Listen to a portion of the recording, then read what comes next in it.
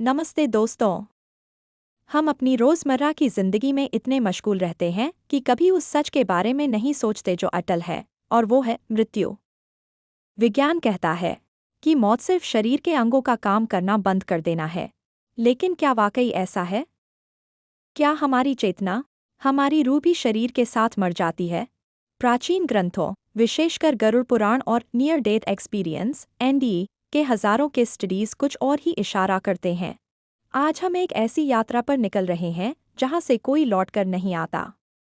मौत के ठीक बाद के वो 72 घंटे, जब आत्मा अपने ही शरीर को छोड़ती है और एक अनजानी दुनिया की ओर कदम बढ़ाती है। इस वीडियो को अंत तक देखिएगा क्योंकि आज आप वो सच जानेंगे जो शायद ही किसी ने आपको बताया होगा। मृत्यु के कुछ क्षण पहले का समय सबसे रहस्यमयी होता है। अस्पताल के कमरों या घरों में बिस्तर पर लेटे हुए लोगों ने अक्सर दावा किया है कि उन्हें कमरे की छतों या कोनों में काली परछाइयां खड़ी दिखाई देती हैं।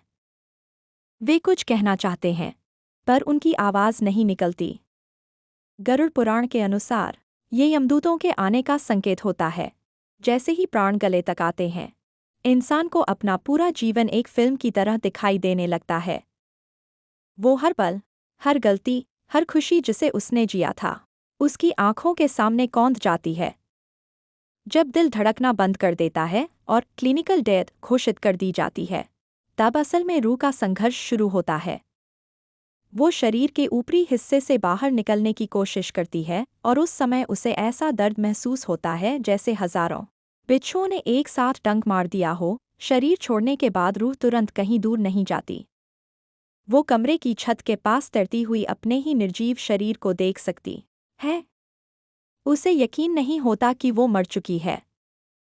वो अपने परिवार वालों को रोते हुए देखती है, उन्हें चुप कराने की कोशिश करती है, उन्हें छूना चाहती है, लेकिन उसके हाथ हवा की तरह आर पार निकल जाते हैं।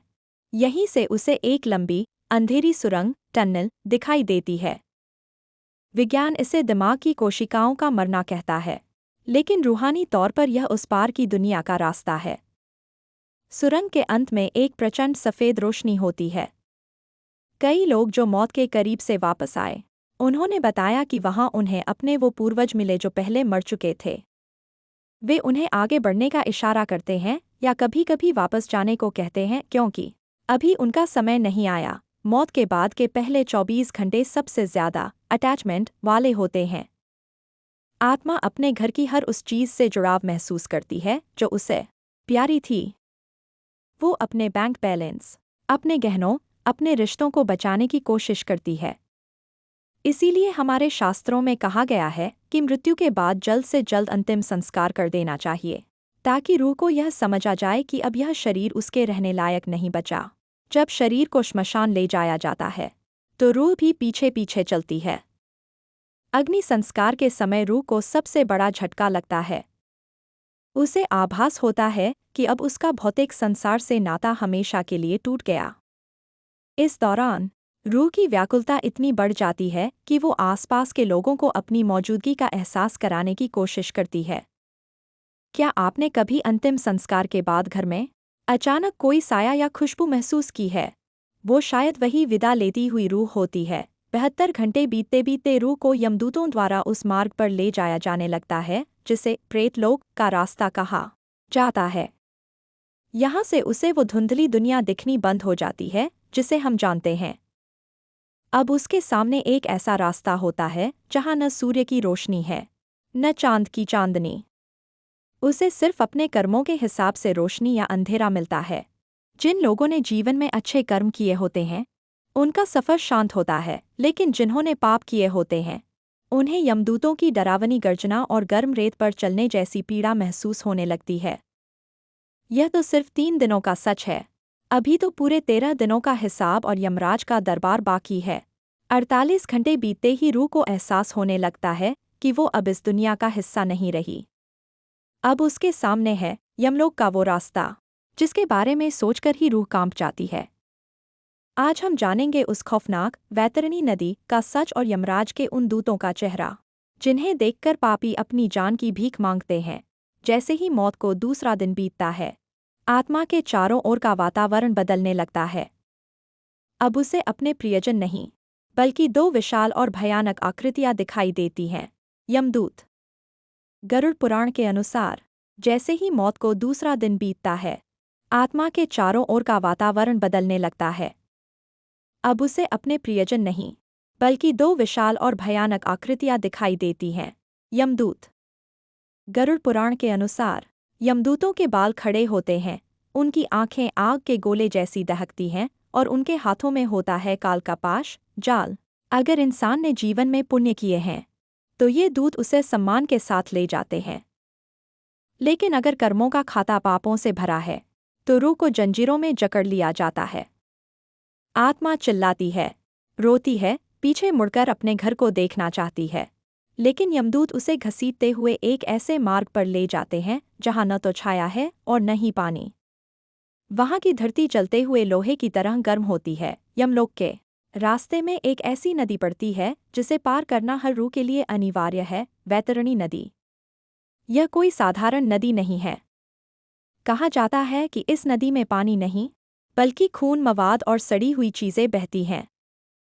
इसमें भयानक मगरमच्छ और मांस खाने वाले पक्षी उन आत्माओं का इंतजार करते हैं जिन्होंने जीवन में दूसरों को धोखा दिया या निर्दोषों को सताया। कहा जाता है कि जिस इंसान ने अपने जीवन में गौदान या निस्वार्थ भाव से दान किया होता है, उसके लिए एक नाव प्रकट होती है जो उसे आसानी से पार करा देती है। लेकिन पापियों को उसी खौलते हुए खून के बीच से तैरकर जाना पड़ता है। यहाँ की चीखें इतनी भयानक होती हैं कि रूह बार बार बेहोश हो जाती है, लेकिन यमदूत उसे रुकने नहीं देते। 72 घंटे का सफ़र खत्म होते ही रूह पहुंचती है धर्मराज यानी यमराज के भव्य और डरावने दरबार में। यहाँ खामोशी इतनी गहरी होती है कि आप अपनी ही रूह की धड़कन सुन सकते हैं। वहाँ एक सिंहासन पर यमराज विराजमान होते हैं और उनके बगल में होते हैं भगवान चित्रगुप्त, जिनके पास हर इंसान के हर एक सेकंड का हिसाब दर्ज है। चित्रगुप्त जब कर्मों का खाता खोलते हैं तो वहाँ कुछ भी छुपाया नहीं जा सकता। आपकी वो गलतियां भी जो आपने बंद कमरों में की थीं, वहाँ साफ दिखाई देती हैं। यहाँ न कोई वकील काम आता है, न ही आपकी दौलत। यहाँ सिर्फ आपके कर्म बोलते हैं।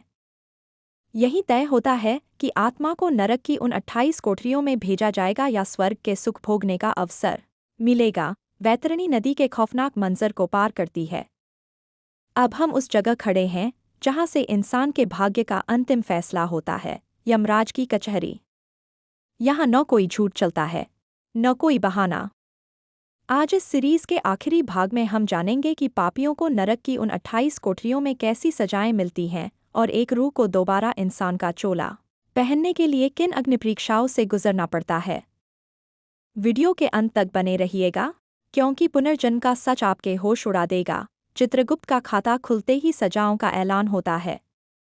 गरुड़ पुराण में 28 तरह के नरकों का वर्णन है। जो लोग दूसरों का हक मारते हैं, उन्हें तामिस्र नरक में ले जाया जाता है, जहां यमदूत उन्हें तब तक मारते हैं जब तक वे बेहोश न हो जाएं।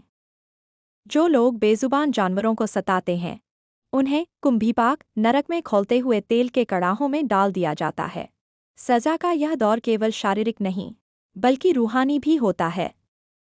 आत्मा चीखती है, माफ़ी मांगती है, लेकिन वहाँ कानून का पालन कठोरता से होता है। यह सजाएं तब तक चलती हैं जब तक उस आत्मा के पापों का फल पूरी तरह खत्म न हो जाए। क्या आप सोच सकते हैं कि एक छोटी सी गलती की इतनी बड़ी कीमत चुकानी पड़ सकती है? सजा काटने के बाद आत्मा को कुछ समय के लिए पितृलोक में भेजा जाता है। यहाँ वह अपने वंशजों द्वारा किए गए पिंडदान और तर्पण की प्रतीक्षा करती है। माना जाता है कि पृथ्वी पर उनके परिवार वाले जो दान पुण्य करते हैं, उससे उस रूह को आगे के सफ़र के लिए ऊर्जा मिलती है। इसीलिए 13 दिनों की रस्मों का सनातन धर्म में इतना महत्व है। अगर परिवार वाले उसे याद नहीं करते, तो आत्मा भूख और प्यास से तड़पती रहती है। अब सवाल आता है, पुनर्जन्म कब होता है? जब कर्मों का हिसाब बराबर हो जाता है, तब रूह को फिर से मृत्यु लोक यानी पृथ्वी पर भेजने की तैयारी होती है। उसे 84 लाख योनियों के चक्र से गुजरना पड़ सकता है, लेकिन अगर भाग्य अच्छा हो तो उसे फिर से मनुष्य का जीवन मिलता है। गर्भ में आने से पहले आत्मा को उसके पिछले जन्म की सारी बातें याद होती हैं, लेकिन जैसे ही वह जन्म लेती है, माया का पर्दा उसकी यादों को मिटा देता है। वह रोते हुए इस दुनिया में कदम रखती है क्योंकि वह जानती है कि उसे फिर से उसी मायाजाल में फंसना है जिससे वह अभी छूट कर आई थी। अब सवाल आता है, पुनर्जन्म कब होता है? जब कर्मों का हिसाब बराबर हो जाता है। तब रूह को फिर से मृत्यु लोक यानी पृथ्वी पर भेजने की तैयारी होती है। उसे 84 लाख योनियों के चक्र से गुजरना पड़ सकता है, लेकिन अगर भाग्य अच्छा हो तो उसे फिर से मनुष्य का जीवन मिलता है। गर्भ में आने से पहले आत्मा को उसके पिछले जन्म की सारी बातें याद होती हैं, लेकिन जैसे ही वह जन्म लेती है, माया का पर्दा उसकी यादों को मिटा देता है। वह रोते हुए इस दुनिया में कदम रखती है क्योंकि वह जानती है कि उसे फिर से उसी मायाजाल में फंसना है जिससे वह अभी छूट कर आई थी। दोस्तों, मृत्यु के बाद के 72 घंटे की यह सीरीज हमें डराने के लिए नहीं, बल्कि यह समझाने के लिए थी कि जीवन अनमोल है और हमारे कर्म ही हमारी असली पूंजी हैं। हम खाली हाथ आए थे और खाली हाथ ही जाएंगे। बस हमारे साथ हमारे अच्छे कर्मों की रोशनी होगी। उम्मीद है आपको यह सीरीज पसंद आई होगी। अगर इस वीडियो ने आपकी सोच में थोड़ा भी बदलाव किया है, तो इसे अपने कम से कम 3 दोस्तों के साथ शेयर करें ताकि वे भी जागरूक हो सकें। अगली सीरीज में मैं आपको बताऊंगी दुनिया की वो 5 जगहें जहां आज भी रूहों का कब्जा है। अपनी राय कमेंट में ज़रूर लिखें और अगर अभी तक सब्सक्राइब नहीं किया है, तो कर लीजिए क्योंकि रहस्य अभी खत्म नहीं हुए हैं। तब तक के लिए अपना और अपनों का ख्याल रखें।